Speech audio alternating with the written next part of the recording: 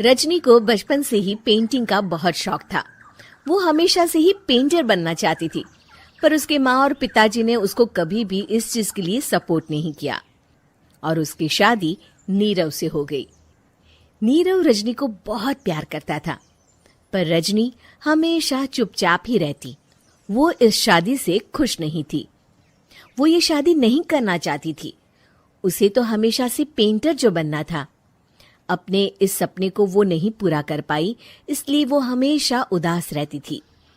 रजनी, बहुत ही बढ़िया फिल्म लगी है, कल देखने चले? नहीं जी, कल मुझे बहुत काम है, मैं नहीं जा पाऊंगी। अच्छा तो कोई बात नहीं, संडे को चलते हैं। देखिए, मुझे फिल्म देखना पसंद नहीं है। आपको जाना है तो चले जाइए। नीरव को मना करके रजनी वहां से चली जाती है और अपने बैग को खोलकर उसमें बंद पड़े ब्रश और कलर्स को देखकर रोने लगती है। रजनी, चलो ना कहीं बाहर खाने चलते हैं, कुछ तुम्हारी पसंद का। जी, मुझे नहीं जाना, मेरी तबीयत ठीक नहीं है। रजनी वहां से चली जाती है। नीरव को समझ नहीं आता कि रजनी उससे इतना दूर क्यों रहती है। वो जब भी उसके साथ वक्त बिताना चाहता है, रजनी कोई ना कोई बहाना बना देती है। एक दिन घर पर कोई नहीं था। रजनी घर का सारा काम जल्दी से खत्म कर लेती है। घर पर अकेले होने के कारण वो सोचती है कि वो आज पेंटिंग करेगी। वो अपने कमरे में जाकर पेंट ब्रशेस और कलर्स निकालकर जैसे ही कलर मिक्स कर रही होती है कि दरवाजे पर बेल बज जाती है। अब कौन आ गया इस वक्त? इतनी मुश्किल से तो मुझे पेंट करने का मौका मिला है। रजनी दरवाजा खोलती है तो उसकी सास अपनी सहेलियों के साथ खड़ी होती है और सब घर के अंदर आ जाते हैं। अरे बहू, सबको शरबत बनाकर पिला दे, बाहर तो बड़ी गर्मी है। उफ। जी।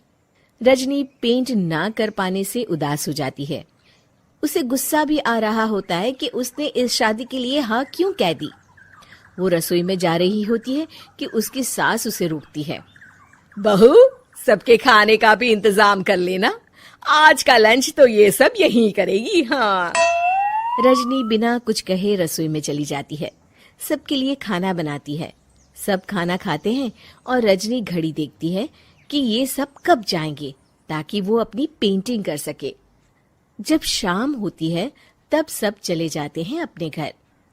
अरे बहू, सब तेरे खाने की तो बहुत तारीफ कर रहे थे, सबको बहुत अच्छा लगा खाना। आपको मुझे सुबह बताना चाहिए था ना कि आपकी सहेलियां आ रही हैं। पता भी है कितना वक्त लगा सारा खाना बनाने में। अरे बहू, तू ऐसे कैसे बात कर रही है मुझसे? तो और कैसे बात करूं? मैं इस घर की कोई नौकरानी नहीं हूं कि इतना काम करूंगी। रजनी अपने कमरे में जाकर दरवाजा बंद कर लेती है। शाम को जब नीरव आता है तो उसकी माँ उसे पूरी घटना के बारे में बताती है। क्या रजनी ने आपसे इस तरह बात की माँ? हाँ, और पता नहीं उसे क्या हो गया है, शाम से बाहर भी नहीं आई है। मैंने तो कई बार आवाज दी, खाना भी नहीं खाया उसने। तू ही बात करके देख ले बेटा। नीरव अपने कमरे का दरवाजा खटखटाता है। रजनी, दरवाजा खोलो, मैं हूं। रजनी दरवाजा खोलती है और फिर वापस जाकर अपने बिस्तर पर लेट जाती है। रजनी, माँ से बात करने का ये क्या तरीका है? मैंने कोई गलत बात नहीं की है। अरे तुम क्यों ऐसे बर्ताव कर रही हो सबके साथ? क्या तुम इस शादी से खुश नहीं हो? रजनी कुछ नहीं बोलती। अरे बताओ मुझे रजनी, क्या ये शादी तुम्हारी मर्जी के खिलाफ हुई है? हाँ, मैं ये शादी कभी नहीं करना चाहती थी। तुमसे क्या, मैं किसी से भी शादी नहीं करना चाहती थी। रजनी रोने लगती है। चुप हो जाओ रजनी, बताओ मुझे, तुम क्यों नहीं करना चाहती थी शादी? रजनी बेड के नीचे से अपने पेंटिंग्स, कलर्स, ब्रश, पेपर्स निकालती है। इतने में उसकी सास भी कमरे में आ जाती है। ये देख रहे हो, ये थे मेरे सपने। मैं पेंटर बनना चाहती थी, पर माँ पापा ने कभी सपोर्ट नहीं किया और मेरी शादी करवा दी। मेरे सारे सपने टूट गए। हर वक्त बस गुस्सा आता रहता है मुझे। मैं जानती हूँ कि आप लोगों की इसमें कोई गलती नहीं है, पर मैं क्या करूं, मुझे समझ में नहीं आता।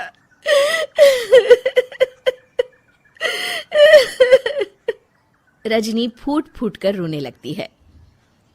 मुझे माफ कर दीजिए, आप दोनों के साथ मैं बहुत बुरा बर्ताव कर रही हूँ।